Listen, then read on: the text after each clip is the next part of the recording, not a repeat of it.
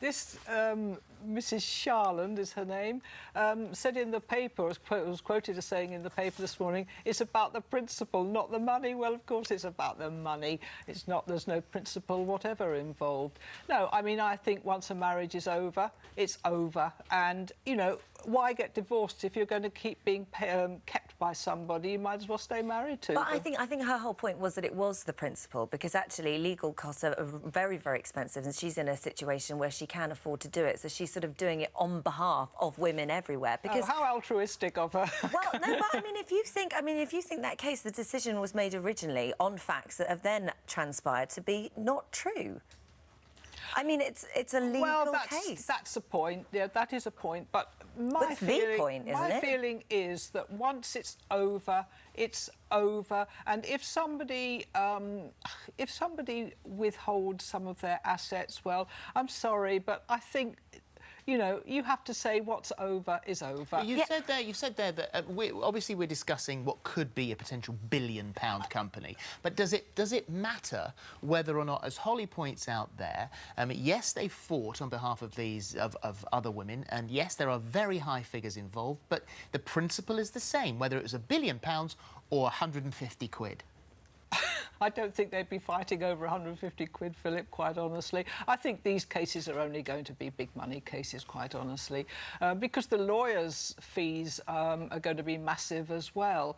But yes, but I still stick to what I said. Well, you go further. You say the women are humiliating themselves. I think so. Yes, I think they're humiliating themselves. I mean, I wouldn't want to take any money off an ex-husband. You know, once it's over, however much money he might have had, that would be it. And I just walk away with my head held high, keep myself, and I keep myself to whatever amount of money that I can earn, and that's up to me. I don't want to be kept by somebody else, either during or after. Certainly not after a marriage, but not during either. Lizzie, you've been through this. Yes, I've been through this, and can I say, yes, when a marriage is over, which is very sad, yeah, they may no longer be the husband, but they still are a father. And this is all, I think these women are so brave to go back to court. I wouldn't wish divorce on anyone.